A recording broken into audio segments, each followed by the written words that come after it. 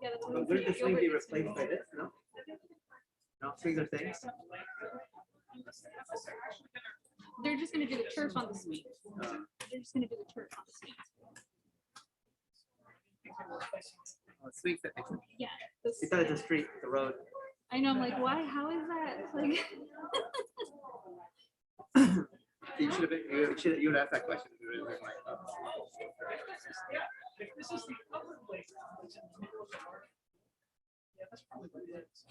I think you're right. I think yeah, upward, and it's the swing, yeah, because there's no road right there. it's just like, yeah. Yeah, that's what that's Behind it.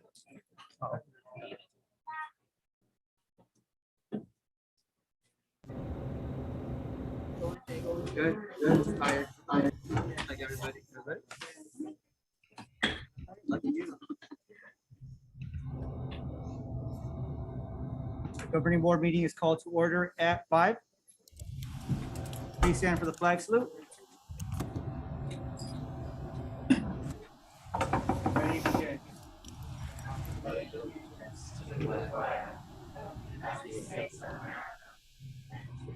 Republic for which it stands, one nation, under God, indivisible, with liberty and justice for all.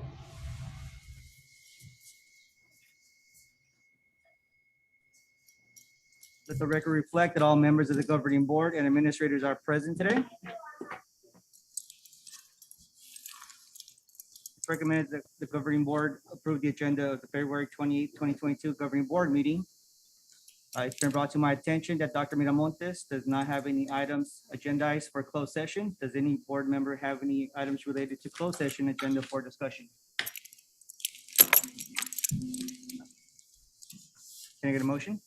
Motion.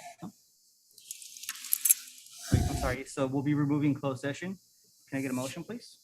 I'm not sure. Thank you, Mr. Chong. Thank you, Ms. Mott. Ms. Shed. Motion passes 5-0. All those in favor? All in favor? Aye. And I'm an aye. Motion passes 5-0. Approval of the February 15, 2022 regular board meeting. It's recommended that the governing board approve the February 15, 2022 regular board meeting. Corrections. Sorry.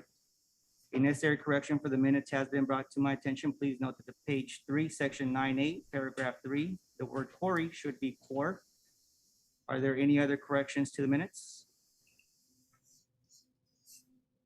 Do I have a motion? Motion. Thank you, Ms. Shed. I'll second. Second. I'll second. Thank you, Mr. Chong. All in favor? Aye. Motion passes 5-0. no, I abstain. I'm sorry. Thank you, Ms. Castaneda. So Ms. Castaneda abstains. Will be 4-0-1.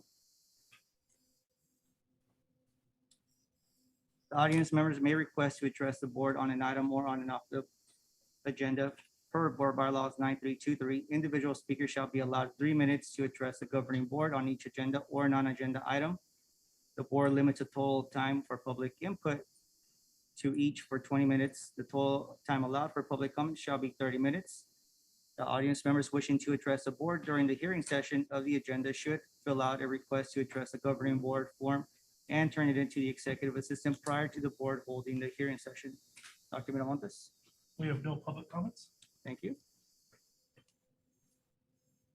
Public hearing session, initial bargaining proposals. Pursuant to Government Code 3547, negotiations are not permitted until proposals have been made public. The governing board of the Buena Park School District will provide time for public comments on the Buena Park School District and the Buena Park Teachers Association initial proposal for bargaining for the 2022-2023 school year. Do we have any comments for public hearing? No comments.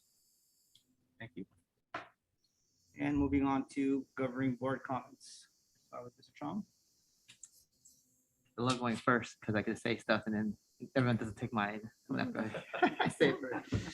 I just want to say good evening to everyone. I'm glad that Gilbert's in the house today. Looking forward to your report. I know it's gonna be great. I know staff, community do a great job there, so really excited for that. My favorite presentation of the year is definitely the Every Student Succeeds Award. It's uplifting, it's inspiring, and I know our district does a great job in trying to literally do what it says, making every student succeed. But today I really am going to be probably in tears with all the great things that these students are doing to do everything they can to succeed. So this is definitely one of my favorite recognitions. And so I'm welcome those who are here for that. And LCAP is very important. And so I know Ms. Poti and the staff and Dr. Cantu do a great job of that's what funds our district, that gives us direction. So looking forward to hearing the mid-year review update on that. And lastly, there's Friday report saw that Corey is going to have multi-age. And so I know that we want to offer all opportunities for students to learn in the ways they learn best. So offering that option is going to, I think, bring another dynamics to our district and our schools. And so I'm congratulate Corey for bringing that in. And I think that's going to be really cool. So that's my report for tonight. Strong. Discussing it. Hi, everyone. I hope everyone's having a great afternoon, Monday afternoon. I do want to announce that it is Read Across America Week. It's one of my favorite weeks of the school year. There's plenty of weeks that I love, but this is one of my favorites. It gets me excited to see all the schools participate in Read Across America, and I can't wait to see the videos and the pictures of all the little ones reading and just all dressed up. I know every school does something differently to participate in this week, so I'm excited to see all that. It's one of my favorites, and I know there's before, we could go and read in the classrooms and everything, so that's going to be very exciting to do that back again and see the kiddos in person and being able to read to them. Also, I had the opportunity last week to tour Emery Elementary. It was a really great tour. We walked in all the classrooms. Something that I saw and that was just, I left there in awe, is just how amazing our students at every single classroom. They were just focused. They were on point. They were doing what they were supposed to be doing. And we would be walking through and kind of chatting and talking to each other, and and they were just focused. To see them come to how it started a few years back, and to see them how they are now, and they're so engaged and just on it. It's amazing to see them, and just don't ever underestimate our students, because they are just back on it and they're doing amazing. They're succeeding. They're reading. The confident level of several of the students that I heard speaking was amazing. We were in one of the classrooms and they had a math problem, and math problems, there's one answer, but there's so many ways to get there. And just to hear two different students answering how they got there, and they're speaking of the confidence, was amazing, of how they got there and why they got there. And I got 50 because this and this, and they're just shouting out that it was really, really great. It was an amazing tour, and so I do have to say thank you to Ms. Linecky and to Ms. Debbie Clark for the amazing tour that we had at Emery. It was really, really great. It was exciting. I do look forward to Gilbert's presentation. I'm excited. I can't wait to see what's going on. And I also am really excited, as Ms. Chong said, to see our awards for today. It's one of my favorites too. So I think it's one of all of our favorites awards that we give out throughout the year. So it's going to be really amazing. And I'm just happy to see such a filled room and see our kids and see our parents back in here. And it's really great. So thank you.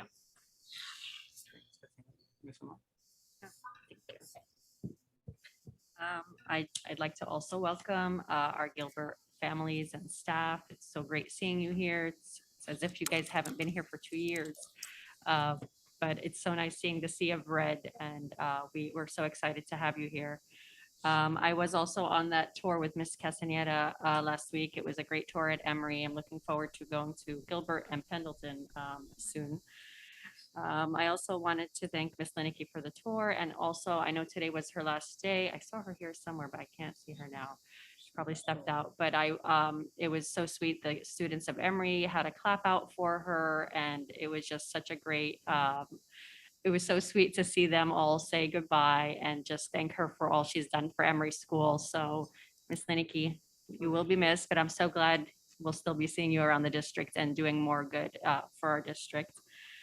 I also wanted to just say that I know that I want to thank all our staff, all our, teachers, CSEA members, our custodians, our aides, just we ask a lot of our staff, we ask a lot of our families too, and our students, and they're always pushing themselves to the limit. And I just wanted to take a chance to thank them. I know that they work their hardest and do a lot more than even what they're required to do. And so I just wanted to say, committing, for us, leadership committing to 2 meetings a month where we get to hear all these amazing stories and know all the good things that are happening. It's not really a big thing to commit to because we Okay. always enjoy it. And I just hope that we Great. continue to set an Okay, good. example of how we're committed as well. You and I need to figure out what to do about Scott Francisco's document camera. Maybe we can table this for tomorrow, but just be thinking, what are our options here for this? Okay. Well, can you hear me? Okay, thank you. The second LCAP steering committee was last Friday. And in the first meeting, we looked at the scores for the reading and the math, but there wasn't enough information. So this time we looked at the domains in each category to give us more specific ideas of what the kids need. We also started looking at LPAC data. And I'm so appreciative of our partnerships that are contributing to more success for our students. We have just recently the Boys and Girls Club, the Apple team, the MIT. There's so many people that are coming alongside and working with us to help make our kids more successful. So I really appreciate those fellowships. And then I have looking forward to Read Across America this week. And I'm so glad that we're going to be able to do it, even though we're Zooming a lot of it. And I am looking forward to Gilbert's report tonight. And that's it for me. Thank you, Michelle. Well, welcome, everyone. I want to welcome everybody to tonight's meeting. Everybody has me nervous. I'm nervous. I never really get this nervous, but seeing a crowd in front of us changes things because we're used to having nobody inside. So thank you for making the time to be here tonight and celebrating our wonderful scholars. I know they've been working hard since the beginning of the year. And it's nice to see them here and be appreciated for all the hard work that they're doing. I do look forward to the CGI and Gilbert's presentation. I know that perks up Mr. Chong's ears a little bit when he hears CGI. I did watch a video online and I really want to hear it in person of what it looks like in today's report. So I look forward to that. I'm also excited for Read Across America. As Ms. Casillas said, for me, it's very exciting. It's a 1 week where there's a lot going on at home. My kids are going through my sock drawer to see if they can find any crazy socks, and I had to hide a few because I wanted to wear them myself. But they were already conspiring on what to use. But I look forward to all the reading. The main part about that week is the literature part. Literacy is a part of everything that we do nowadays, and it's important for our students to hear in their favorite books and also somebody read to them, right? It takes us back to when we were younger as adults, well, being read to. So that's one of my favorite parts about Read Across America. I also want to thank the Boys and Girls Club. A week ago, they treated some of our students to Knott's Berry Farm for the hard work that they've been doing out at the club. So they got treated to a day at Knott's Berry Farm, and that partnership has been wonderful for us. It's a great collaboration. I've been in there personally and seen the facility and the programs and what they're doing. Everybody loves Mr. The Wood Shop, Mr. Bob in the Wood Shop. I don't know why, but every time my daughters come home, they're always coming home with something crafted, and all the children there, they love his wood shop. And then lastly, I do want to thank Ryan Nelson, our former student at Whittaker. He was on campus and he was there speaking to the children. And it's great to see a student athlete really show what a student athlete is. He wasn't just an athlete, but he was there as an athlete that's been through college, has his degrees and working on his master's. And it's something for the children to look up to because he's just not an athlete. He is a student athlete. I always tell children and everybody else, it's important to be a student and then you can be an athlete, but you can also do both at the same time. But it was nice to see him in person, being asked questions, and just inspiring the students at Whittaker and everywhere around him. So we wish him the best of luck in the upcoming draft. And that's it for me. Dr. Manamontes. Thank you. A couple of things here. First, I want to thank the Emery staff for hosting. Had a great visit there, as mentioned by the few board members here. I also had the opportunity to visit Beatty School during lunchtime. Great to see our middle school kids doing the right things. Actually, owe 3 of your students, Mr. Bagger, Chick-fil-A for getting caught doing the right things. So just had a wonderful time there during lunchtime. I also want to thank Mrs. Centeno. I see her in the back. I see Mrs. Torres here, our parents for the DLAC. My meetings with our board and with the Orange County superintendents, which meet weekly, coincided at that same time. It was nice for me to get in, see everybody, nice group of DLAC parents that work well to help all our students, but specifically our English learners. That was great there. Today, Governor Newsom announced that the state's requirement for masking on schools will expire March 11th at 11:59.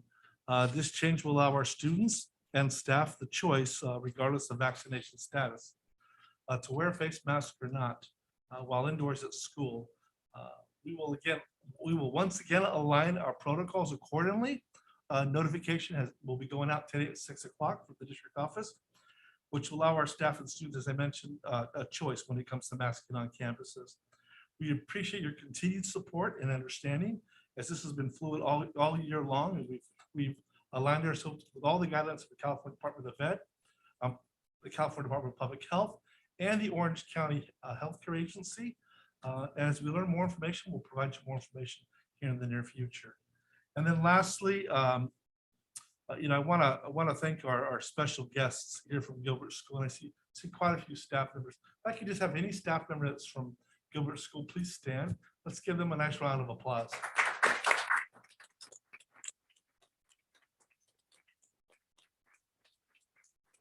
So thank you for being here. I'll turn it right back over to you. That concludes my report. Thank you, Mr. Frugos. Thank you, Dr. Manamontes. Programs and report, ROE Gilbert School report, Dr. Manamontes. Yeah, I'm excited. As I mentioned before, we've got the Gilbert School community here. We are so excited to have an audience, and a live audience, I should say. And so here to provide that Gilbert School report, and then we'll recognize students, is our principal from Gilbert School, Mrs. Leslie Ramirez.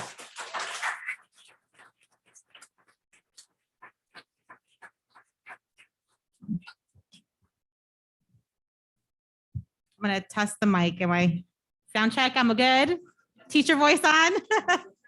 Sorry, I had to do mic check first. Good evening, President Frutos, governing board members, Superintendent Dr. Miramontes, Cabinet, and Gilbert Learning Community, and the rest of the Buena Park Learning Community. This evening, I have the immense privilege of highlighting some of the exceptional work happening at Gilbert School. Next slide, please. A little less than 2 years ago, on March 13th, 2020, schools across the nation closed in response to COVID-19. These past 2 years have been filled with loss, hardship, and worry, but they have also been filled with growth, solidarity, and resilience. This year, our classroom seats have been filled with students learning, and our school has been filled with laughter and happiness. This is something we will never take for granted again. Next slide, please. Most people are familiar with the saying, "It takes a village to raise a child." This saying is more true now than it has ever been before. Everyone in our school community goes above and beyond every day to ensure our students are safe, learning, and cared for. The positive impact we have at Gilbert would not be possible without each person on our team. Next slide, please. As we know, another increasingly important component of schools is mental and social emotional health. Community building takes place within our classrooms. Our counselor and office staff support struggling students throughout the day. And we created a school-wide leadership opportunities for students. Student leadership opportunities in the store, on the playground, and during announcements were inspired by Playworks. The following are just 2 examples. A fifth grader, Axel, this is what our counselor has to report. Axel has done an amazing job while working at Gilbert Student Store these past couple months. He arrives on time, prepared, ready to work, and has been amazing to see Axel push himself out of his comfort zone as he interacts with students and staff while working the different positions in our store. Since working at the store, we have also seen an overall improvement in Axel's attendance. Haley shared, this is from the student, junior coaching has helped me speak up more and get me out of my spot where I am so shy. Coach Coco shares, Haley has been a tremendous leader out on the playground, facilitating new games, being a resource for other junior coaches. Haley's patience and energy with lower grade students draw them to her every day. She works her shifts. Since Haley has joined our junior coach program, she has gained confidence in public speaking skills and has become an overall leader among her classmates. Next slide, please. Cognitively guided instruction was both a district and site initiative. CGI focuses on building upon students' natural mathematical thinking. These two pictures are a representation of where our students started. I'm not sure if you can see that clearly, but one of them says 70 backwards, and one of them is a lot of circles in an unorganized manner. Students counted collections for the first time this year. They were unsure of how to document their counting, and their thoughts were often unorganized. Despite CGI being new, teachers are already having a large positive impact on student learning. I am proud of the work Gilbert teachers have done in the classroom. Next slide, please.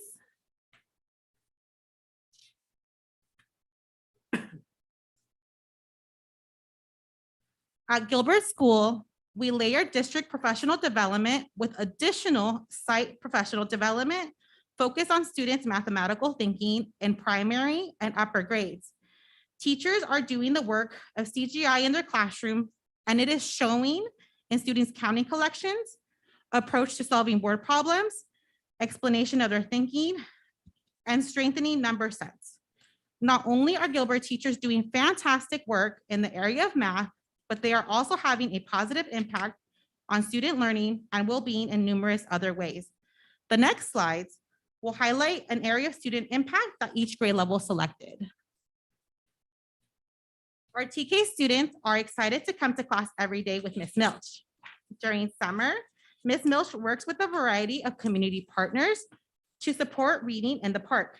This year, she secured funding from Chevrolet Premier to buy books for each TK student at Gilbert School. Our TK students receive one book each month after completing their at-home reading. As you can see, it's a very exciting when they receive their monthly book to take home. Next slide, please. This year, Gilbert's kindergarten team focused on foundational skills as a professional learning team. They implemented phonics instruction in a way that blends phonics, knowledge, and practice in a seamless way of supporting both reading and writing. Both areas have strengthened each other. As a result, students have felt excited and empowered to not only be readers and writers, but use reading and writing as tools to organically express themselves and their voices. Next slide, please. First grade. Our first graders have been keeping busy with their phonics, reading, and writing workshop. They have also enjoyed implementing CGI math practices in their classrooms. However, they would like to highlight all the fun and important science learning that our students are experiencing using Twig science program. They started the year with a unit called Shadows Town. Our first graders did a fantastic job investigating why the town of, I'm gonna say this wrong, Ms. Robbins, Rajunka, Rajunkan, thank you, Norway spends half the year with no direct sunlight. Their next unit was called Patterns in the Sky. Students became junior astronomers using models and videos to observe and collect data on phenomena that affect us every day.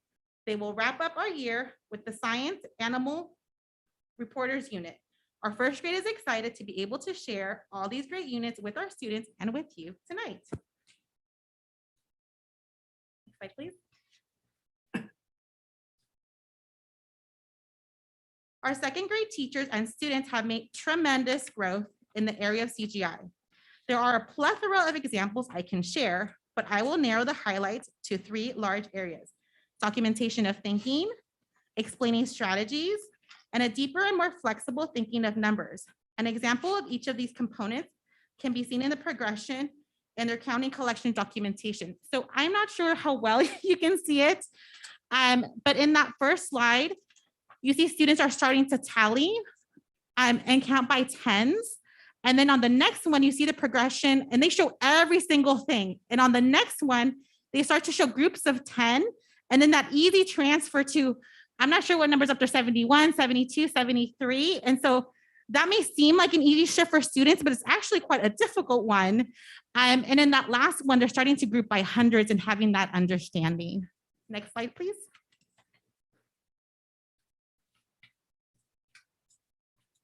Our third grade team would like to highlight student informational writing. I remember the beginning of year narrative writing for our third graders. They often struggled with their writing stamina. Look at them now. Their growth as writers has been exponential. Not only have they grown as writers, but they are excited to write. A few weeks ago, a student shared that his favorite part of school was writing.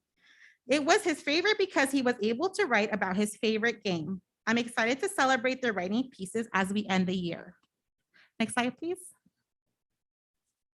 The creativity and abilities of our students never cease to amaze me. Our fourth grade team would like to highlight a hands-on science unit where students learned about energy through roller coasters. Students engaged in problem solving, design, and a deeper understanding of energy through this hands-on opportunity. Next slide, please.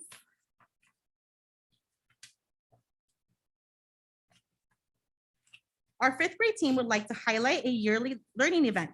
Last year, it didn't take place due to the pandemic. This year, safety adjustments were made, like mask wearing and families joining via Zoom. Students memorized their historical figure parts, dressed up, and fully immersed themselves during the reenactment. The biggest testament to the fun and learning that takes place during this event is not only students sharing their learning, but it's asking, can we do another walkthrough? Next slide, please. As you can see, despite the ongoing pandemic, our teachers have maintained a high level of rigorous and engaging instruction throughout content areas. Their continued impact on student learning and love of learning is evident every day. This year, we are very fortunate at Gilbert to be a Coatson Year 1 school. I would like to invite Mr. Howdigi, our Coatson mentor, to share the impact of the work happening with Coatson. Thank you, Mrs. Chavez. Good evening, Buena Park School District Administration and Governing Board and everybody. My name is Alex Howdigi, and I'm privileged to speak to you about the Coatson Foundation Mentoring Program at Gilbert Elementary. What a gift it is to be a mentor who walks alongside Gilbert's 5 Coatson Fellows, Heidi Higgins, Denise Robbins, Esther Choi, Lorena Dixon, and Elizabeth Riley. The Coatson Foundation has given us amazing learning experiences during these past 7 months. We have been to many professional developments, and we have implemented many of the strategies or concepts during our coaching cycles. This year, Gilbert's Fellows are focusing on one curricular area in which they want to become even more proficient in: Reader's Workshop, Writer's Workshop, and CGI Math. It has indeed been an honor for me as a mentor to walk alongside these fantastic fellow teachers who have opened up their classrooms for me to do interactive read alouds, co-teach alongside them, do one-to-one conferencing, and videotape lessons teaching into their strategy groups. It has been a true joy facilitating monthly inquiry meetings centered around the book, The Power of Classroom Talk. These monthly meetings have allowed us to deepen our understanding of student learning and also get to know each other better as colleagues. In working with these fellows, I know that I'm working with the best of the best. They put forth so much effort to hone their crafts as educators. It's just incredible to watch. Whenever I think of them, the quote by John Dewey comes to mind. We do not learn from experience, we learn from reflecting on our experience. As this 2-year journey progresses, I will continue implementing a weekly coaching cycle with each of my fellows. As we plan together and focus on specific standards and goals, I script conferences or team up with them to do strategy groups. When we debrief and plan, we reflect on how the lessons, conferences, or strategy groups went. Then we continue to work towards continual progress and growth within the goals the fellows have chosen for the year. Through reflection, these fantastic teachers have been able to impact their students, not only in their specific subject areas, but throughout all of the other subjects they teach throughout their school day. CoachSIN is an amazing journey, a new way of reflecting on our practice as educators. It has been life-changing knowing that we never stop growing in our practice, but that we use the latest research that motivates us to teach and do what's best for our students. As we reflect, we understand that we don't have to be perfect.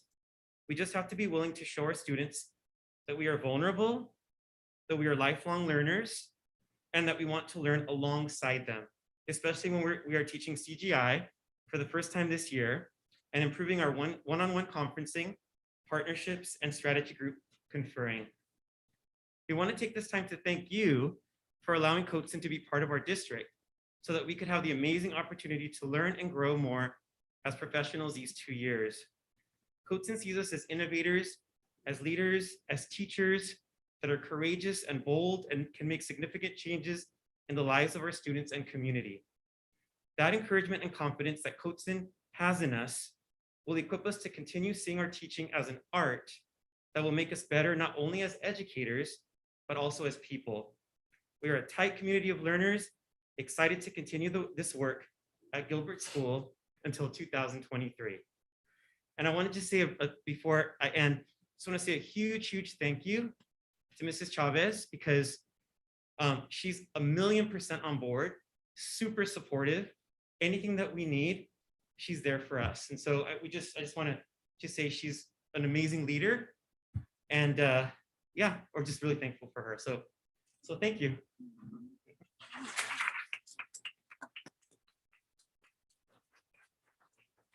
Thank you so much, Mr. Howdigi. Next slide, please.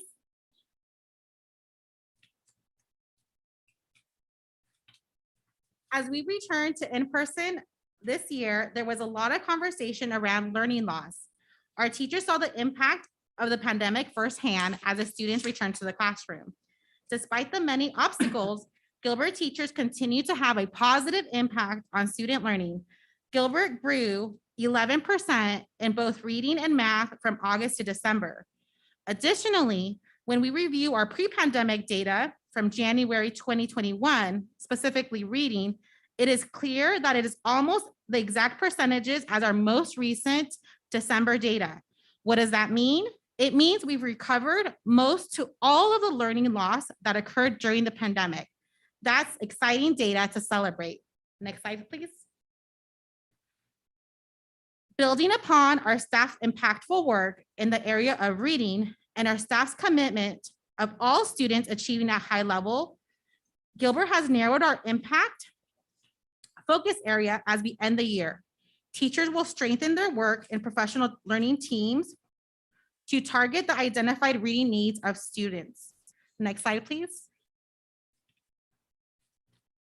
As we end the year, I'm positive that everyone's data-driven decision actions, collaborative conversations, and strategic efforts will have a positive impact on student learning.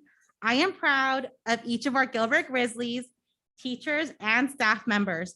They all have accomplished and will continue to accomplish great things during the 2021-2022 academic school year. Next slide, please.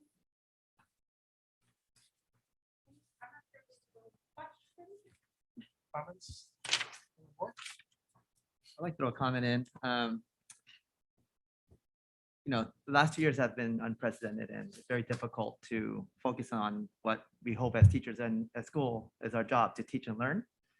And so regardless of data, I think I like at learning in probably like the four C's, right? Are you able to communicate, collaborate, critically think, and be creative?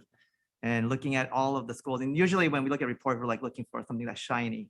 I think what's shiny here is what's seen in the pictures and what every grade level selected, the teaching and learning and going to the heart of that. And so regardless of the data, coaching, reflecting, experiencing. Those are the most important things in learning. I don't think it's about the test scores, about how they're progressing in our data. It's those things. I think I see that in your report today in every grade level. And I want to give a shout out to the staff and yourself, Ms. Chavez, for focusing on the things that make what teaching is supposed to be. So regardless of what we talk about here and don't talk about in all the decisions we make, I think at the school level, that's the heart of what we want our schools, our children to be able to feel and learn. So I want to just express, I saw that, I felt that, so I see it, and it's not easy. And so I hope you guys are empowered to continue your journey, regardless of whatever data may come. The heart and the decision that you do is the most important thing. So I just want to throw it out there because I don't think you hear us often. We don't, not all of us can come out often, but while you're here, I at least want to say that it is seen, it is evident. And Mr. Hadegi, what he was sharing today, that the Coatson is a very strong foundation, and Gilbert is on the map, and he brings a very good energy. And in that foundation, I've heard a lot of things about Gilbert and what they do. So I want to give you guys all props and say thank you for all that you do. And this is a great report. I do also want to piggyback on what he kind of mentioned, and mentioning that with the Coatson, you're being vulnerable and you're also demonstrating to your students that you're also learning alongside with them. That's huge for a student and for kids to see that, okay, not only am I learning this, but my teacher's also learning. We're here, we're in this together. You have built such a great team, everyone together. Like you said, it takes everyone together to have our students succeed. And so to be at their level and to have them feel that they're a part of it and they're all together in this and not just like a divide, I guess. It's huge. And so just being vulnerable, that was huge. That's really important. And you could see it. You could see it here in the presentation. Gilbert has it. It's amazing. And I'm just so proud of the school. I mean, it's great for what you guys are giving our students. It's something that they're going to carry with them for a very long time. So thank you to everyone. I would like to say that to regain the losses, you know, to look at the comparison between the pre-pandemic and the December scores is phenomenal. And I mean, that means that by the end of the year, you guys will be showing growth as opposed to still being in a deficit. So, I mean, that is very exciting. And so congratulations to all of you for making that happen. Parents and teachers, and I mean, all the staff, all the families. Like I said, it takes everyone, but that's a huge deal. Thank you for all your work, hard work. I just want to thank you, Mrs. Chavez, for the leadership that you have provided Gilbert. Just from knowing Gilbert is a very tight-knit community. You have a lot of wonderful parents that volunteer year-round, whether they have children in your school or not, they still volunteer at your school. But that just shows the type of commitment that the families at Gilbert have for the students and those around them. So thank you for your leadership. You've also built a great team. Coatson is a great team to have. Been following Mr. Hedeke for a few years now, and I know he brings a dynamic to your school that everybody can learn from, and it's exciting because he brings energy to the Coatson team and your staff. I mean, it's all about learning, right?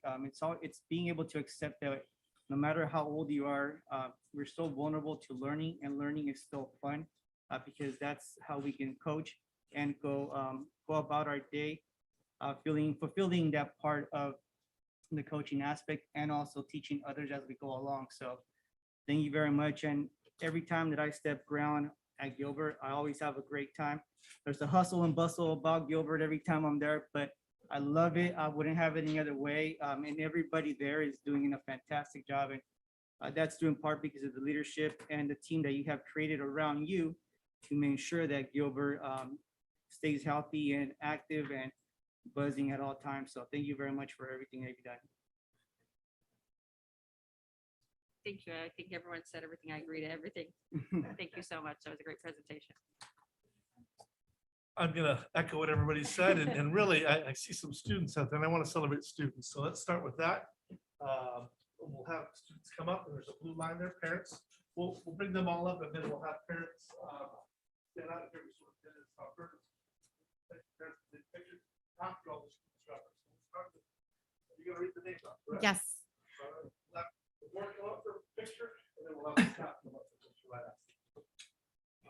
So of course, we ended our presentation talking about student success. So each of our grade levels has selected one student to recognize, and we'd like to recognize those students tonight. Those students are from TK, from Miss Milch's class, Adan Raya.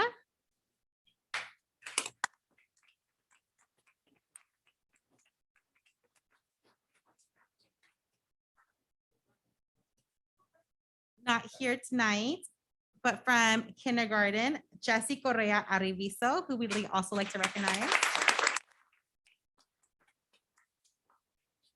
From first grade, Alan Aguilar.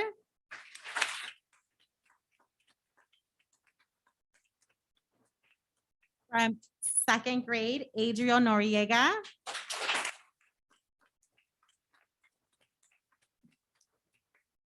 From third grade, April Garcia.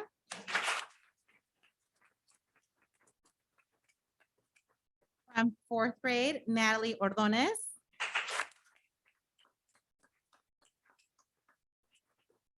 And from fifth grade, Charlie Raya.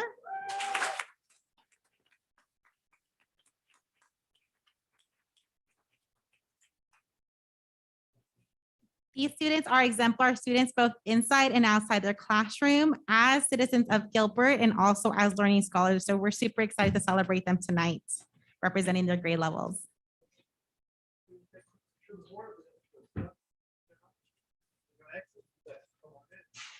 Welcome to come up to the front here. Your opportunity.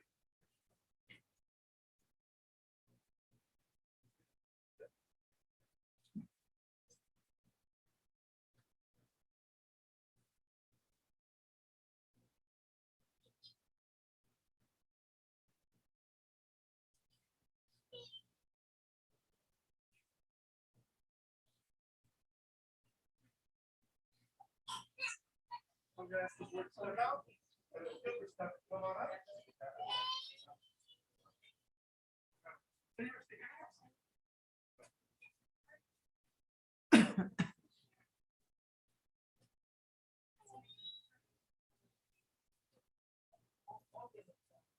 I'll Gilbert staff. Absolutely.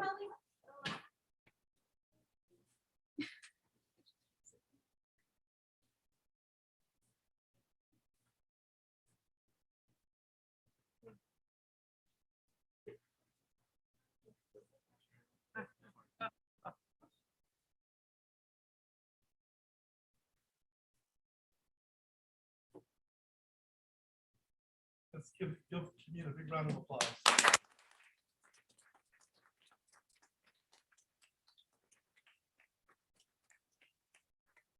You're welcome to take your kids and have dinner, or you can hang out at our board meetings for the next hour. Good job, everyone.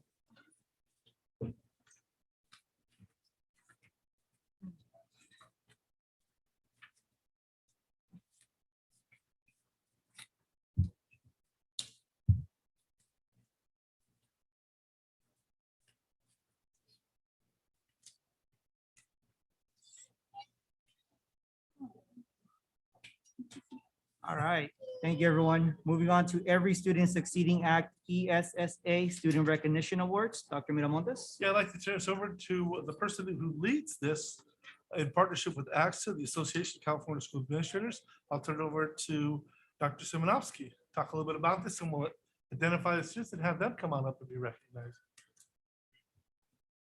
Thank you, Dr. Miramontes. Good evening, Superintendent.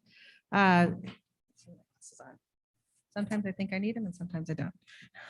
Good evening, President Frutos, Governing Board, Superintendent Dr. Miramontes, Executive Cabinet, and distinguished guests that are joining us this evening. My name is Dr. Elsie Briceño Simonovsky, and I'm the proud Director of Student and Community Services here at the District Office. On behalf of AXA, I am excited to present to you this evening our Every Student Succeeding Award and Recognition Program. As many of you were sharing during your opening comments, this is definitely the highlight presentation. I'm not being biased, but definitely my favorite one that I've seen the last 13 years. So it gives me great pleasure to announce this year's school award recipients. I know we have many of them joining us this evening along with their principals. Next slide, please. So the purpose behind the Every Student Succeeding Award is that AXA believes that every student deserves an equal opportunity to succeed. AXA recognizes 19 students across the state of California, one from each geographic region, including us here, Region 17 in Orange County. We like to recognize these students for overcoming obstacles, having a growth mindset, what I like to say, grit and perseverance, and achieving success. So this evening, the purpose of the award is to honor students at all grade levels from each school site who have succeeded against all odds, beyond expectations, or just simply won the hearts of the administrators and teachers who helped our students achieve their goals this evening. Next slide. So let's get started. So at first, what I'd like to do is invite our principals to join up alongside Dr. Miramontes as I call you up to the next the next slides as they arise. So our first student, Jordan DeLog.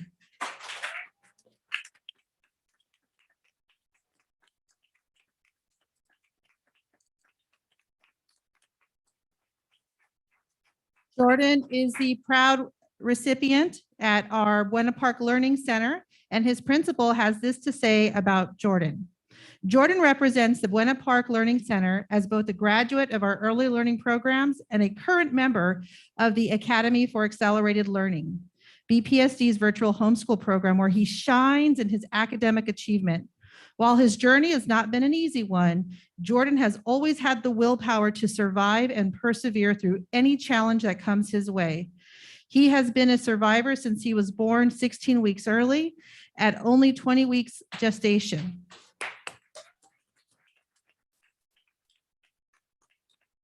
His tiny body weighed only 1 pound, 12 ounces and measured 11.25 inches in length. Jordan was diagnosed with a host of significant medical issues, and he endured multiple surgeries to his eyes, heart, and stomach. He spent the first 159 days of life in the NICU before he could come to his home and family.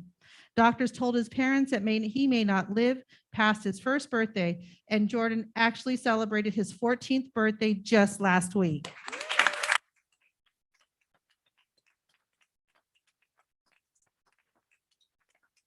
Jordan is a wonderful person who continues to impact the lives of the adults and peers in his community with his kind spirit, positive attitude, and dedication to academic success. A few quotes from his teachers from preschool to now: he was always such a good friend in preschool and tried so hard in his learning. His smile is contagious. You can't see that behind the mask.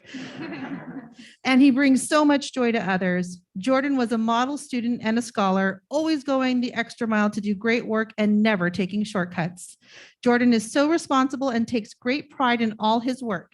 As an 8th grader in the AAL program, he has grown as an independent thinker who advocates for his own learning. He knows how to clearly communicate in a professional and positive manner.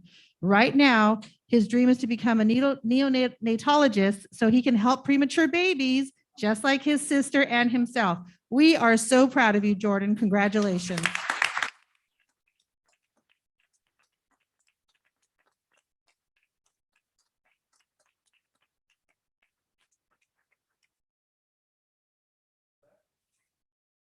Next, I'd like to invite from Corey Elementary School.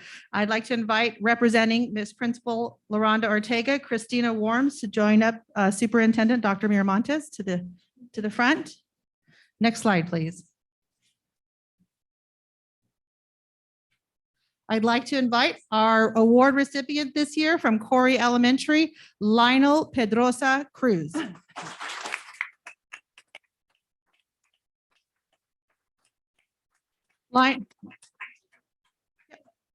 Lionel, Leonel, thank you.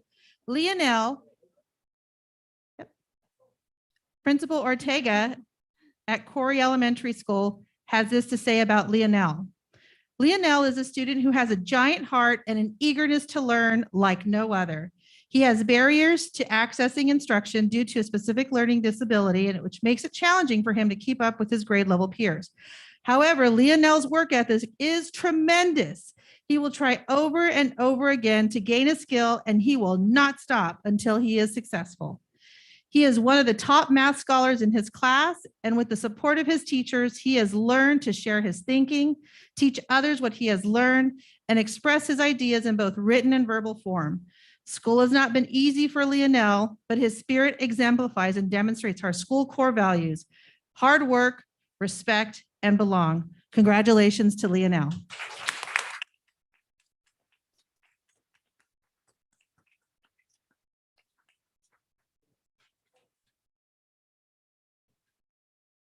Great. Is it next slide, please? I'd like to invite Principal Lineky.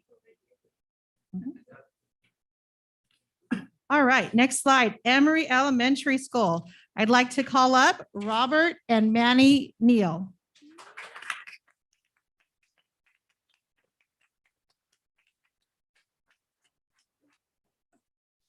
Principal Miss Julie Lineky has this to say about Robert and Manny. Robert and Manny are two amazing scholars at Emery School. Their teacher, Mrs. Stevenson, said they are a pleasure to have in class. They are like sponges that soak up so much knowledge and are excited to learn every day. Watching them grow this year has been so gratifying. At times, they do have some challenges on the playground because of their passion for handball. But they have been working on better problem-solving skills. Their energy is infectious, and we are so happy that they are with us at Emery Elementary School. Congratulations, Robert and Manny.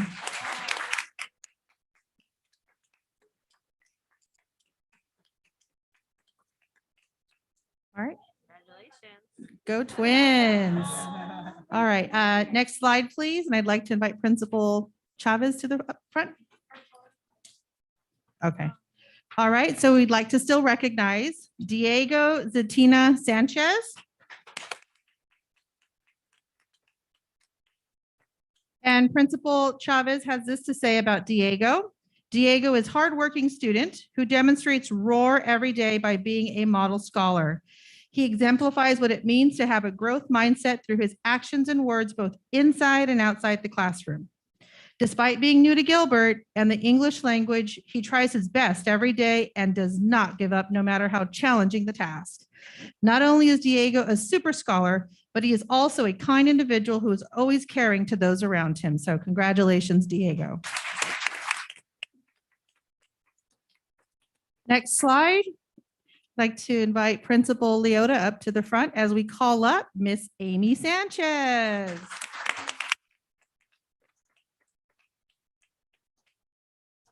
The principal, Miss Leota, has this to say about Amy.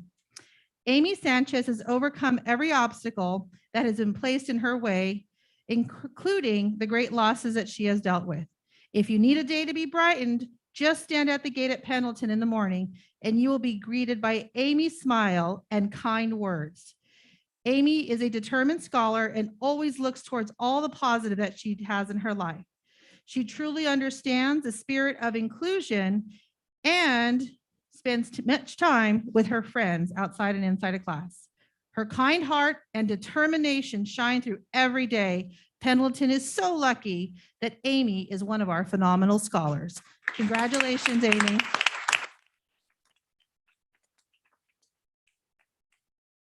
All right, next slide, please. Whittaker Elementary, I'd like to invite, thank you. All right, I'd like to call up to the front, Madison Morrison, Whittaker Elementary.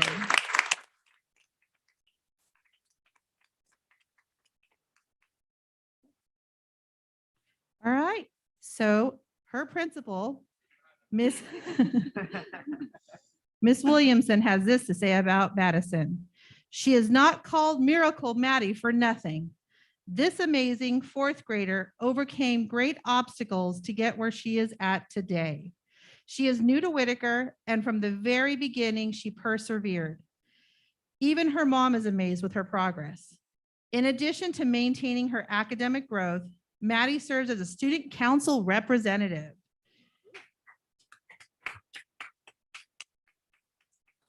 Maddie has become a wonderful public speaker, reporting information back to her class, and we are beyond proud of our miracle Maddie. Congratulations, Madison.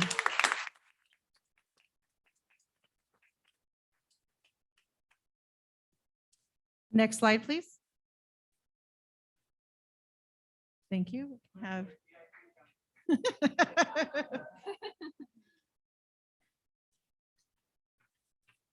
All right, I'd like to invite both Mr. Eric Bagger and Kyle Husavat to the front. Good.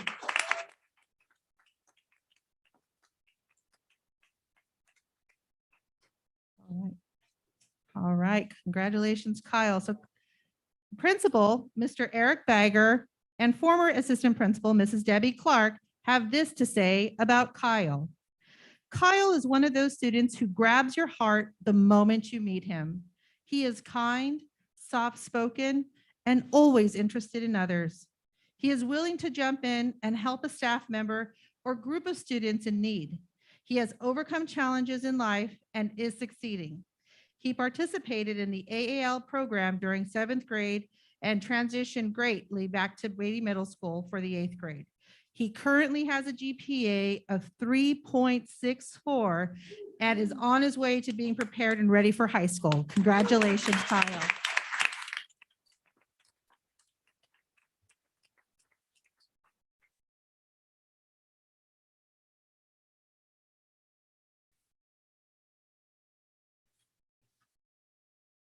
All right. And next slide, please.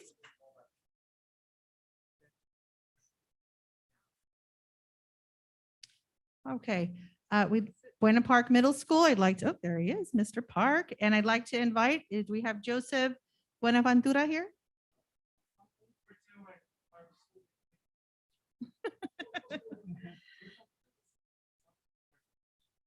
Okay. Awesome. So his principal, Mr. Park, and assistant principal, Mr. Daniel Arredondo, have this to say about Joseph. Joseph Buenaventura has overcome many academic challenges and social barriers that surround him personally, socially, and academically in his community. This year, Joseph started accomplishing his academic responsibilities with intense mentoring, goal setting, planning, career assistance, and guidance from our admin team and teachers. He has been able to fulfill his academic requirements, get back on track in a very timely manner, and he has matured into a resilient, poised, and responsible student. Our administrative team has witnessed and seen clearly that he has placed his education first and foremost, even when he was at the bottom of society, looking up with the 0.8 GPA.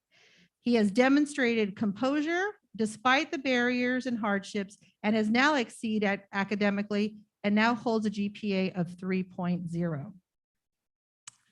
Joseph has been a part of a restorative meetings with our team, and many of his teachers have found his recent enthusiasm as well as his dedication both inspiring and motivating. As a part of Buena Park Middle School, he has worked hard to build sound relationships with his community, teachers, and peers, and he loves spending time with his family and staying active in sports.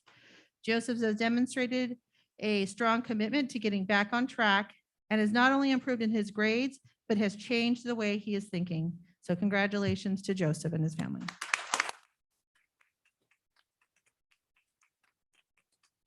I would like to also just acknowledge that Joseph has been selected as our student recipient to be represented at the Every Student Succeeding Award for Region 17 in Orange County on Friday, March 18th. So our winner in all this is Joseph Buenaventura. Congratulations.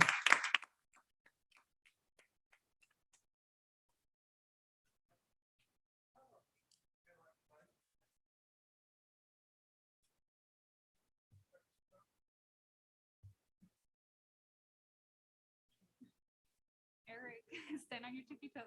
I know.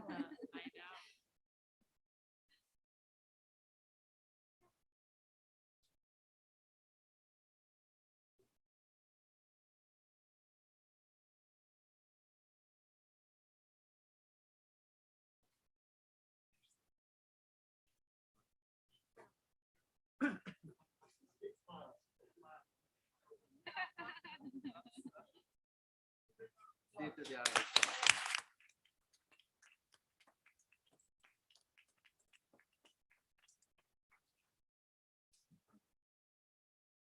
and thank you, Dr. Miramontes. This concludes my report.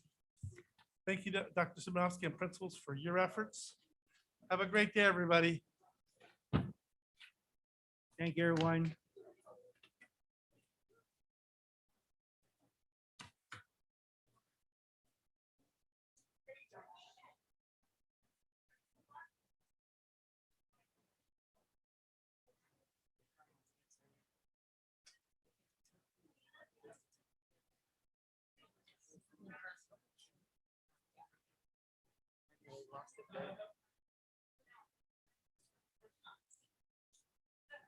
Thanks, everyone. We'll be moving on to the mid-year LCAP update. So yes, thank you, President Frutos. I'd like to have Dr. Cantu and Mrs. Poteet provide the mid-year LCAP update to the board. Dr. Cantu. Thank you. Good evening, Board President, Mr. Frutos, board members, cabinet, our superintendent, and our illustrious three guests that remain. We have the exciting part now to actually present to you the mid-year LCAP update. This report was done in collaboration between the fiscal office as well as educational services. Next slide. Assembly Bill 130 requires that all districts present in a public venue the update to the LCAP. The report will cover 3 areas: the supplement of annual update to the LCAP, the available mid-year outcome data related to the matrix identified in our LCAP, and then the mid-year expenditures and implementation of all actions identified in the LCAP.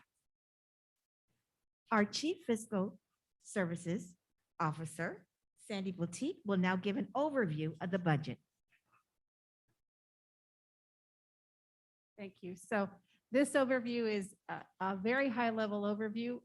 The budget overview for parents that we provided at the time of budget adoption stated that our local LCFF funds were 47.4 million. After the state adopted their budget, our budget for LCFF became 48.8 million as the state had a change in how the allocation and how they were providing funds to the district.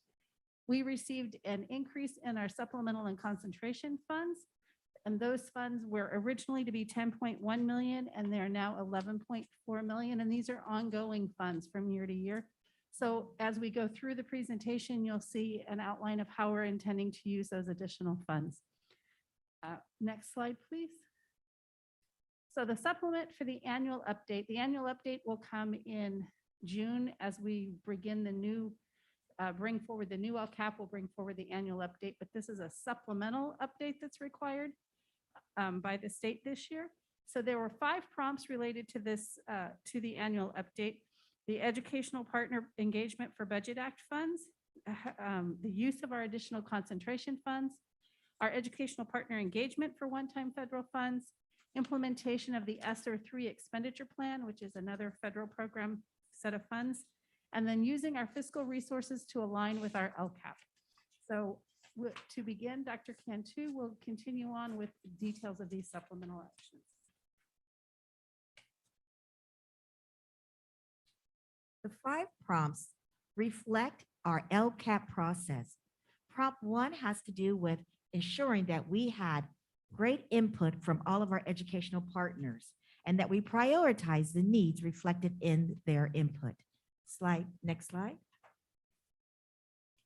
The prioritization of the LCAP for 2021-22 includes a pilot program for middle school guidance specialists. Pilot program began in December. It also includes the elementary school instructional coaches, which the pilot program will begin this spring. It continues on to 2022-23 with the continuation of the middle school guidance specialists, the continuation and expansion of our elementary school instructional coaches program, We'll increase the hours of our kindergarten instructional aides, and we'll also include our PE teachers and aides at the elementary school. Next slide. Prompt 3 was we had to ensure that our educational partners were engaged as we looked at our one-time federal funds. We wanted to make sure that those federal funds were in alignment with the actions of our LCAP plan. Next slide. Prompt 4 reflects on our ESSER plan that was presented to the board earlier this year. Remember, the ESSER plan covers 3 areas: continuation of safe in-person learning, addressing the loss of instructional time, and then opportunities for learning. Next slide. Prompt 5 reflects the fiscal resources alignment with the LCAP. So all supplemental monies need to make sure that they are in line with the state and our federal instructional plan for instruction, as well as the safe plans for school in-person learning.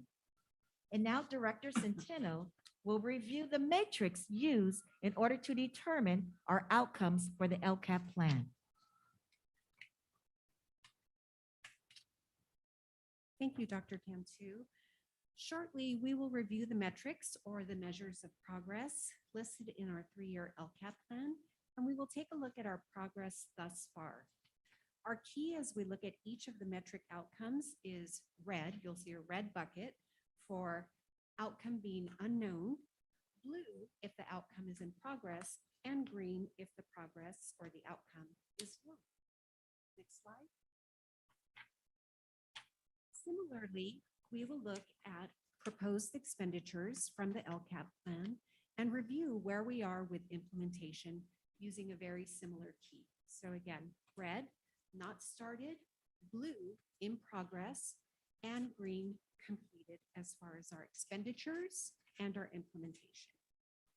Next slide. As you know, our LCAP plan has 3 goals.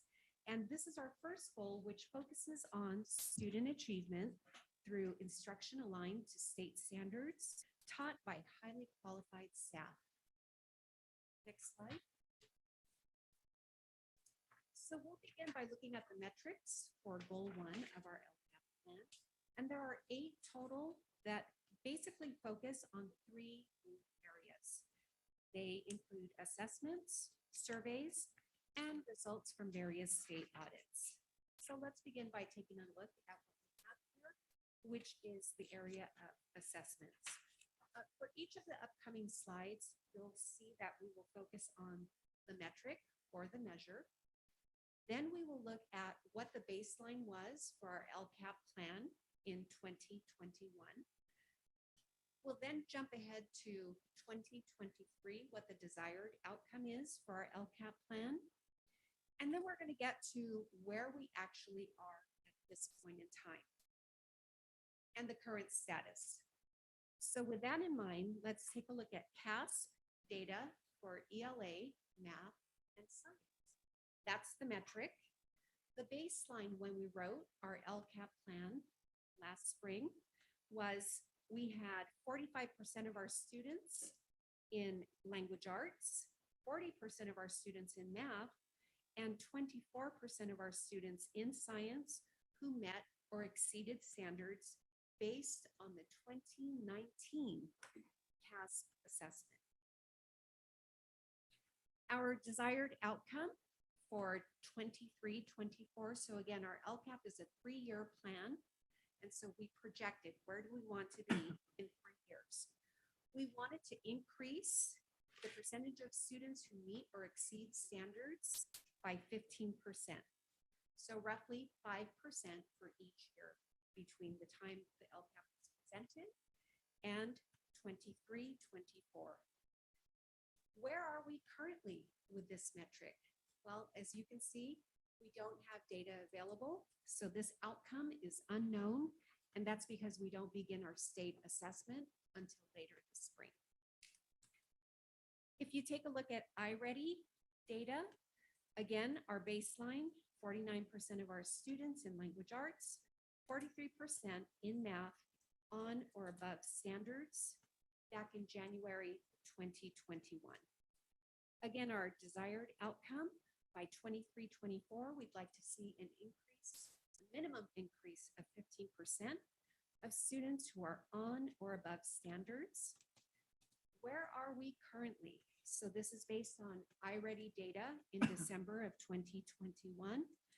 In language arts, we had 36%, math, 27% of our students on or above standards. So this is an area of concern that we're addressing through multiple ways.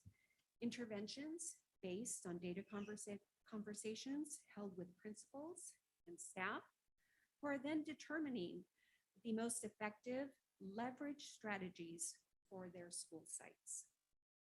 We've already seen great gains between Diagnostic 1, given in August 2021, and Diagnostic 2. And we expect to continue this progress. Next slide, please. So here we're moving into surveys. I'm going to highlight the student LCAP survey and the EL parent survey.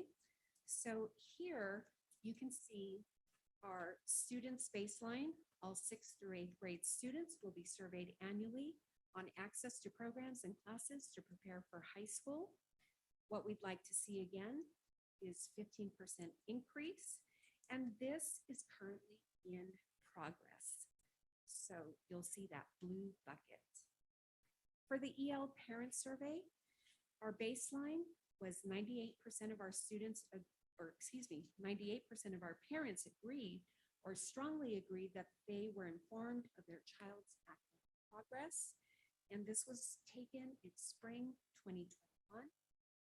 Our desired outcome is to maintain or increase this percentage and where we are at currently. So in fall 2021, the start of this school year, we had 82% of our parents who agreed or strongly agreed in this area. A couple of factors to consider. This was given again in fall 2021 prior to progress reports, report cards, parent conferences. And so there wasn't as much communication between sites, district, and parents as there would be in the spring. So we are planning to give this survey again in spring of this year. Spring. All right. And next slide, please. Here we move into the area of audits, and as you can see by the green buckets, outcomes are known. It is all good news here. We have 100% compliance in the area of instructional materials, as well as fully credentialed and appropriately credentialed or appropriately assigned teachers. And that is thanks to the hard work of Dr. Cantu, Russell Harrison, and his HR team. Just lots of work on their part to ensure compliance. So now I'm going to turn it back over to our Chief Fiscal Officer, Mrs. Pokey, for a review of our implementation and actions.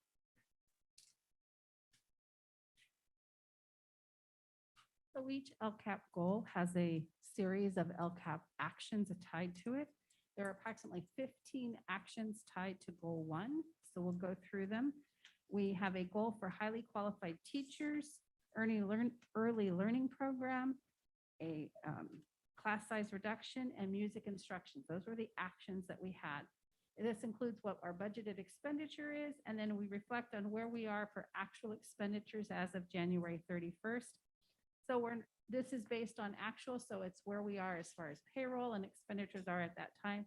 So you'll see we're in progress because the year hasn't been completed. So that would be normal for these types of actions. So you can go to the next slide. This slide, our next set of actions were library media clerks, virtual learning program, middle school college course, and science camp. You'll see a green bucket on science camp. We have gone to both sets of science camp for this year. However, the expenditures are not complete because we haven't actually paid all of the bills yet. So the bills, this was as of January 31st, and at that time, we hadn't actually paid all of the bills, so there'll be still some additional expenditures, but we did actually attend camp, and they had a beautiful time. Next slide, please.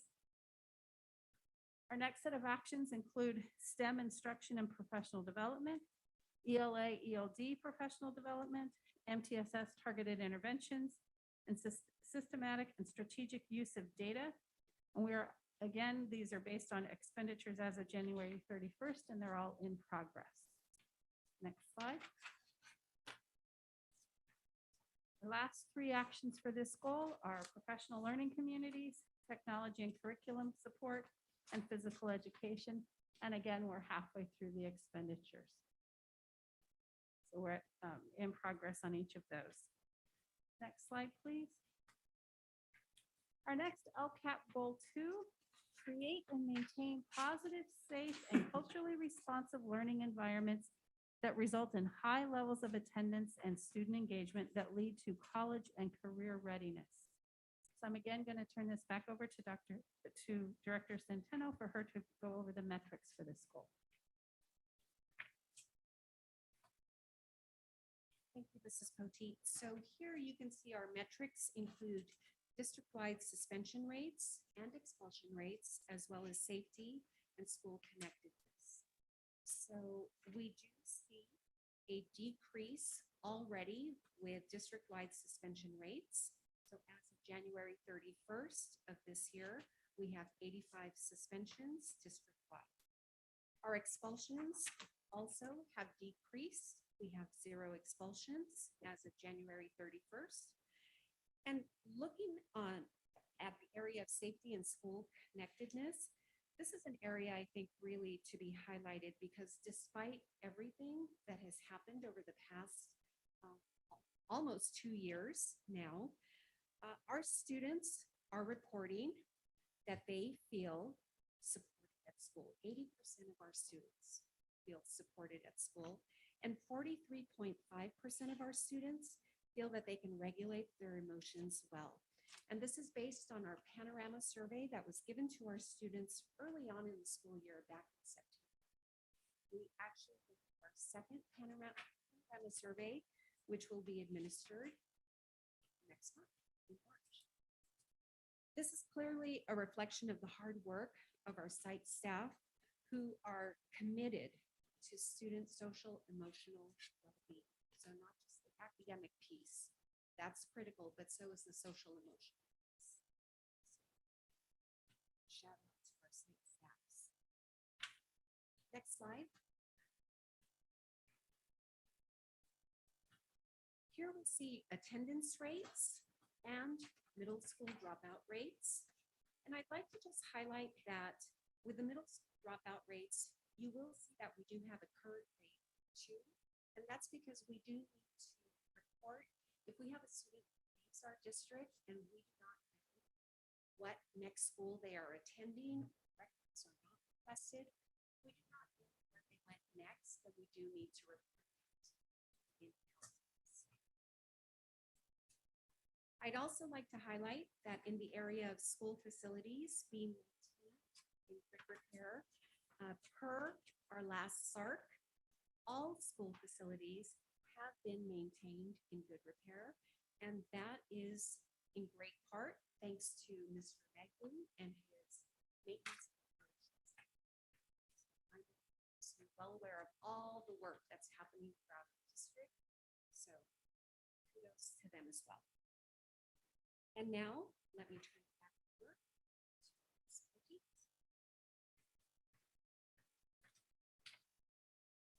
The actions related to goal 2, there's just this one slide. We have our nurses and health services, student community services and attendance support, mental health support, positive school climate, passion programs, and technology support. And as you can see there, it's again as of January 31st, and we are in progress with all of these. Go to the next slide. Our third LCAP goal, BPSD will increase authentic parent and pupil engagement to support academic achievement and social emotional development. Ms. Centeno will review those metrics.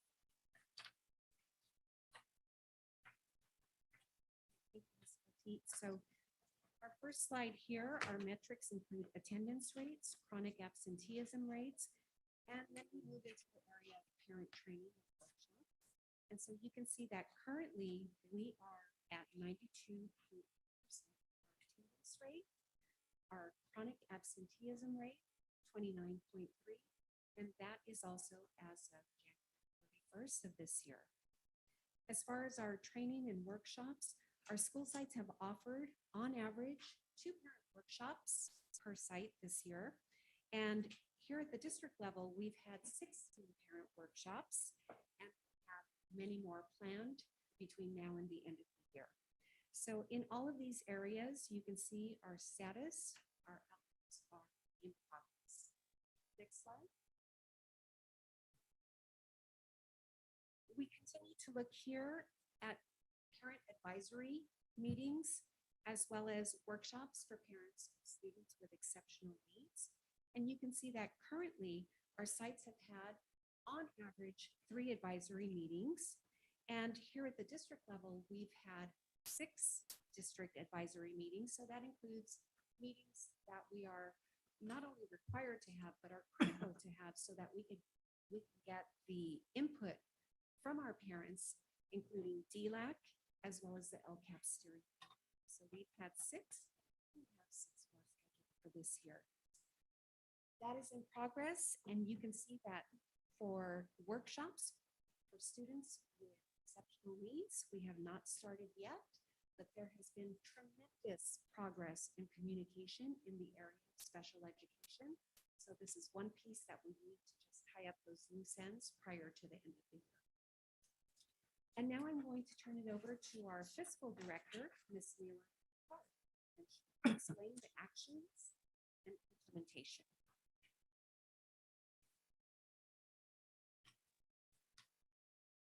Thank you.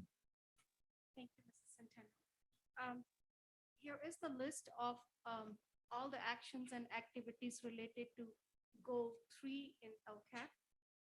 Parent workshop, extended leadership team, which we had in August. So extended leadership team is, as you see, is a complete action, and LCAP advisory group.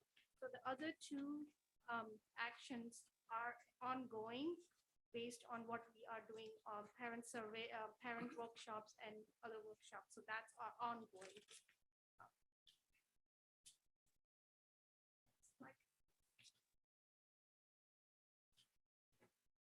I'll have Ms. Hanchu to come and for the closing remarks for this. As you can see, just like Gilbert said, it does take a village to complete an update of the LCAP plan.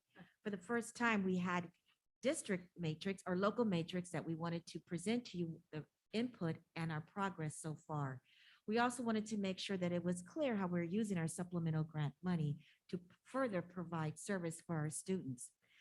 And you know, we are so thrilled to have our students back in person, but it has come with some challenges related to COVID-19, specifically the challenges of hiring staff, as well as implementing all the health and safety protocols necessary and to pivot as quickly as we had to when things and circumstances changes. We also wanted to make sure that we address the learning needs and accelerate those learning loss that could have occurred due to our distance learning time last school year.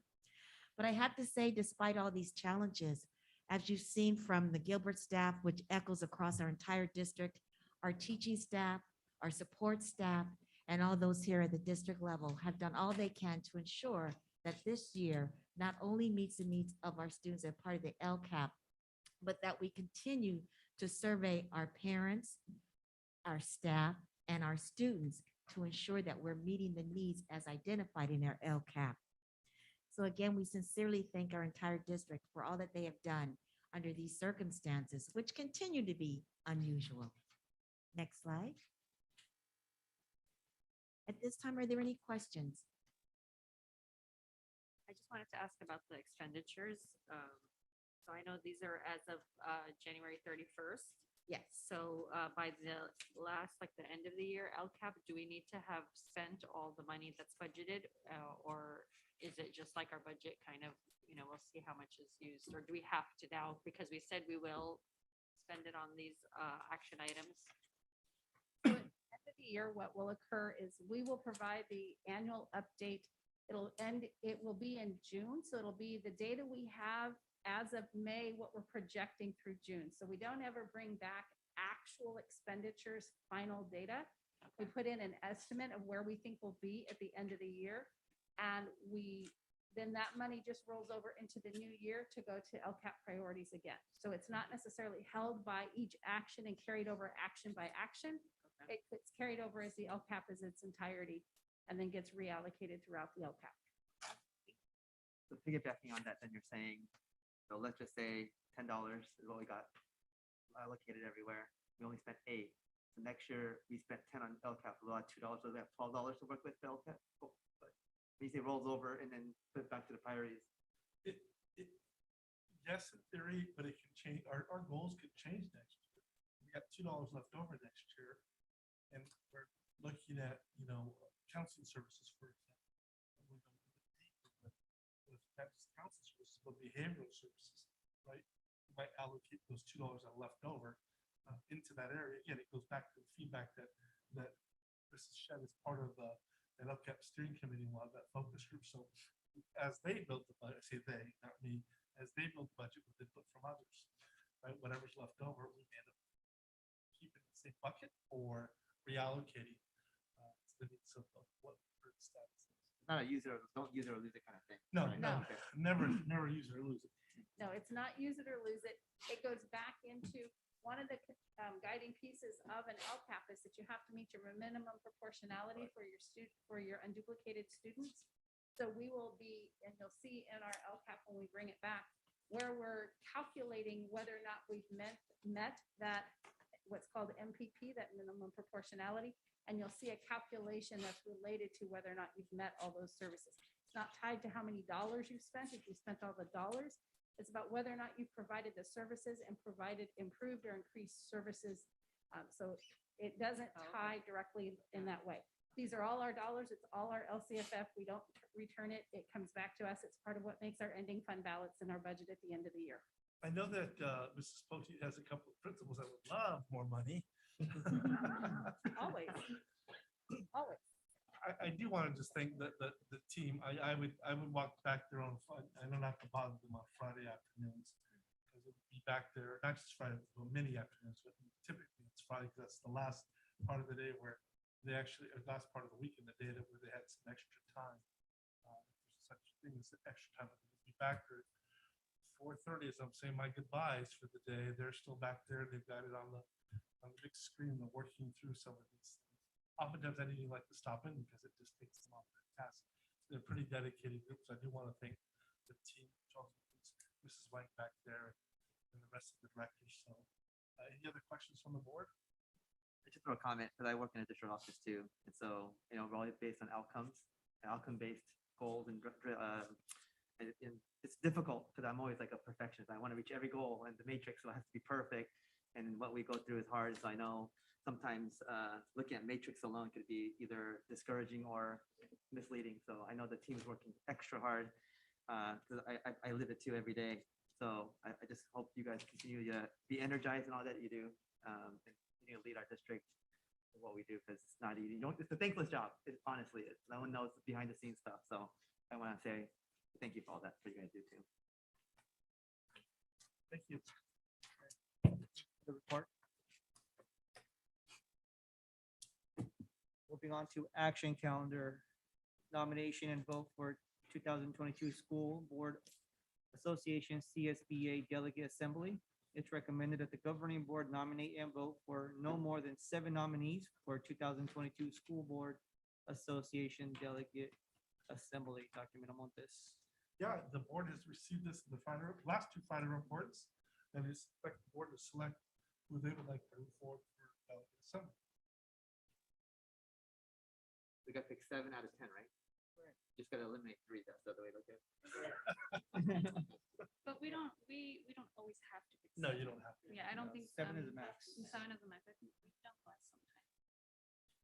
My only 2 cents is a good representation of Coster County. So if there's people that are from 2 from the same district, prefer not to recommend moving up 2 from the same.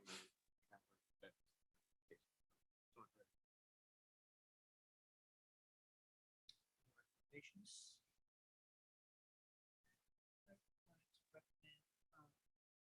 Carrie Buck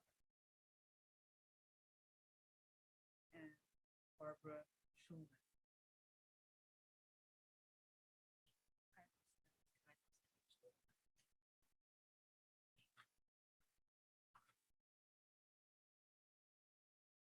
I also like the, Warren.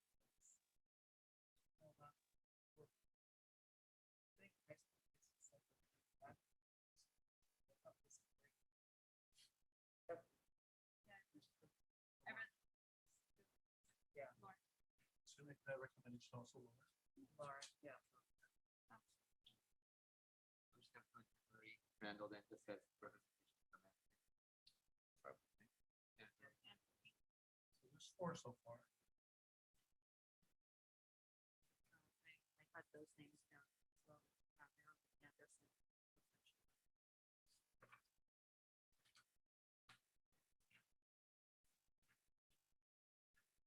So can I have Aaron read back what we have?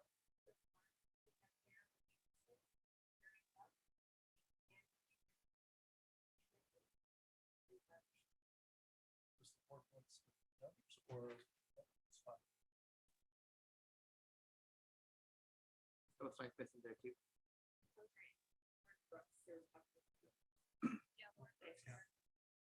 I'll throw in Candy Kern as well from Cypress. 6.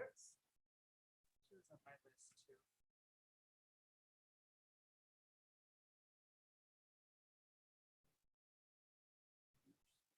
So for the record, let me go ahead and read these. For the record, Marilyn Anderson from Central Belinda, Lauren Brooks from Irvine, Carrie Buck from Central Belinda, Candy Kern from Cypress, Emery Trejo, Randall Trejo from Anaheim Union, and Barbara Schulman from Selma. Are we good for 6? Yeah. Do I have a motion? I'm sorry. I think Michael Simmons was he the one who did?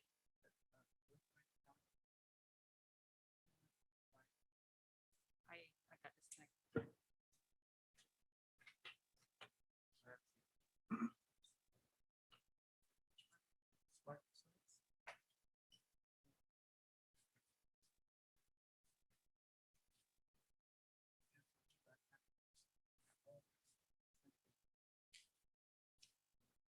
I was thinking that, that's the 7th one.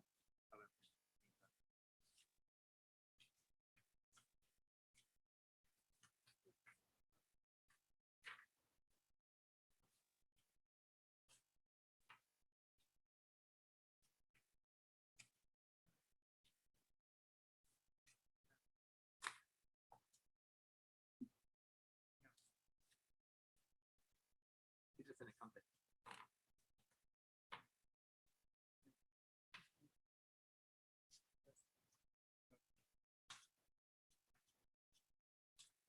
They got writings from Buena Park.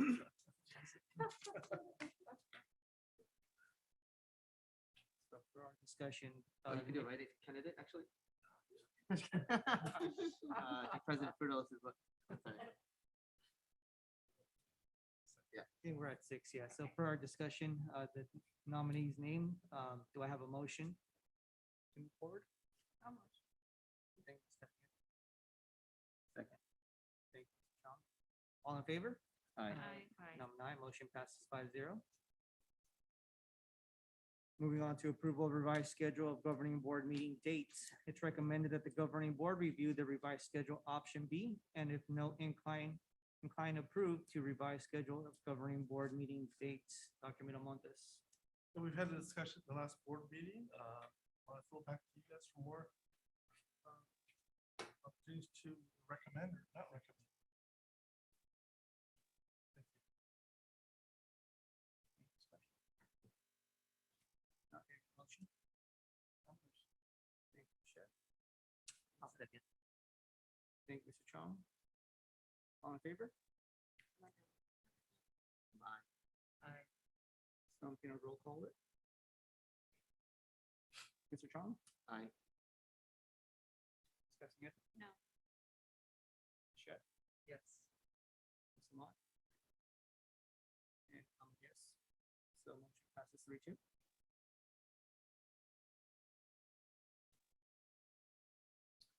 Approval of 2018, 2019, 2019, 20, 2020, 21, and 2021, 22 consolidated application and reporting system cars. Winter data collection. It's recommended that the governing board approve the 2018, 2019, 2019, 2020, 2020, 2021, and 2021, 2022 cars winter data collection for submission. Dr. Miramontes. Yeah, I just want to thank our staff from the Fiscal Service Department and Mrs. Wang, Dr. Cantu, who provided this report and so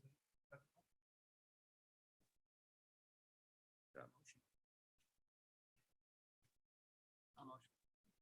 I'll second. Thank you, Ms. Castaneda. Mr. Chong. All in favor? Motion passes 5-0. Approval of certificated management substitute salary schedule. It's recommended that the governing board approve the certificated management substitute salary schedule as presented in the supporting documents. Dr. Miramontes. yeah, we noticed that we didn't have a substitute salary scale that was comparable to what our management team makes. And so I want to thank Mrs. Poteet, Mr. Harrison for working through this. And this is the salary scale we'd like to provide to the board to make that recommendation. This summer that we have in that.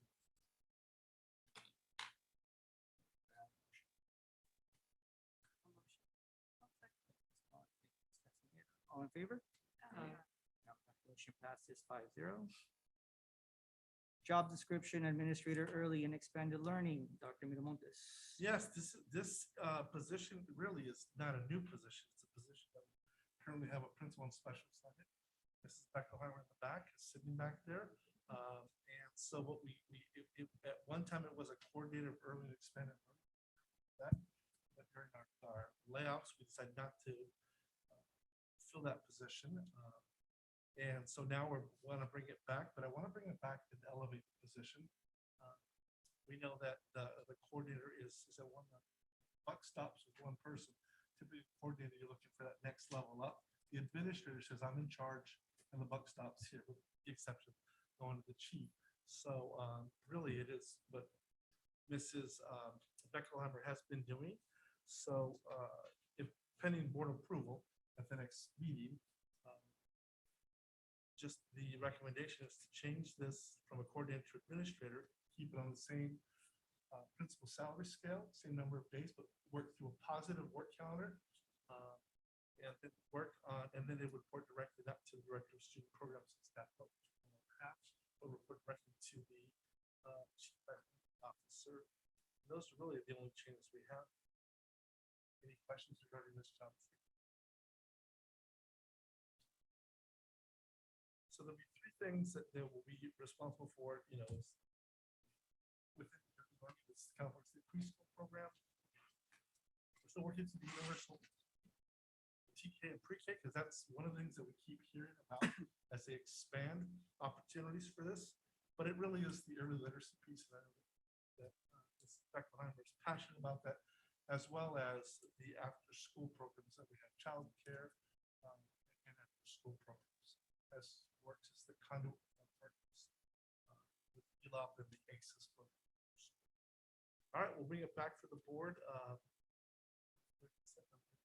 Thank you. Let's moving on to consent calendar. Unless a trustee has a question concerning a particular item and asks that it be withdrawn from the consent calendar, the items are approved at one point by the governing board.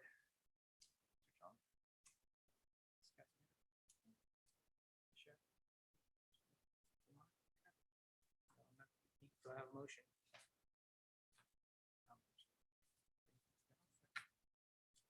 Thank you, Mr. All in favor? Aye. Motion passes 5-0. Information and correspondence, major topics, 2021, 2022. Dr. Miramontes. Yeah, we've got the Mabel Pendleton school report. As reports come forward, I get more and more excited. So we have Mrs. Leota and her staff that will be here at that report. Sure, we'll get an update for the IB candidacy program. Second interim, just feels like from here on out, you're up every month, right? Second interim report, budget report, and then a quick little update as well from our facilities moderation. Just to give you a little heads up, what we're finding out is that not just COVID, but everything should just take a little longer than expected. Some of our projects are getting ready to start, but some have been delayed a little bit longer than expected. So we'll give you an update at our next board meeting. With the removal of closed session from the agenda, do I have a motion to adjourn the meeting? Motion. Thank you. Thank you, Sharon. All in favor? Aye. That motion passes 5-0 at 6:39. Thank you, everybody. Thank you. Good job, everyone.